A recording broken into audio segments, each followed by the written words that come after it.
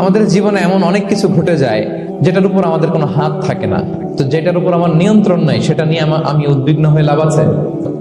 জীবন আপনাকে অনেক কিছু দিবে আবার কেড়ে নিবে। আল্লাহ এভাবেই পৃথিবীটাকে সাজিয়েছে, ইয়াউমুন লাকা ওয়া ইয়াউমুন আলাইকা। একদিন আপনার ভালো যাবে, আরেকদিন খারাপ যাবে। ওয়া তিলকাল আইয়ামু নুদাবিলুহা বাইনান নাস।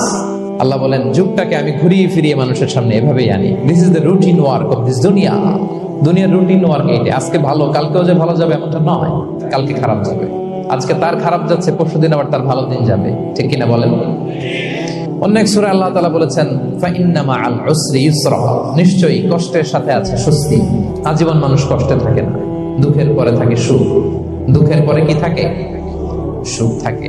এজন্য উদ্বিগ্ন হওয়া যাবে না। বিষ্ণু ইসলামের জীবনী থেকে আমরা এটাই শিখি, উদ্বিগ্ন হওয়া যাবে না। তিনি বলতেন, ওয়া'লাম আন্নামা আসাবাকা লাম ইয়াকুন লিয়ুখতিআক ওয়া মা আখতাআকা লাম ইয়াকুন লিয়ুসিবাক রুফিআতিল আকলাম ওয়া জাফফাতিস সুহুফ।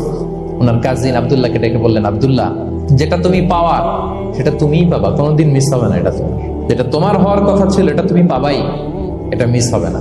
আর যেটা তোমার নসিবে নাই, যেটা তুমি পাবা না, গোটা বিশ্বের সব ক্ষমতাকে হাতের মুঠোয় আনলেও সেটার দেখা তুমি পাবে না। তো এই জন্য উদ্বিগ্ন হয়ে লাভ আছে বলেন?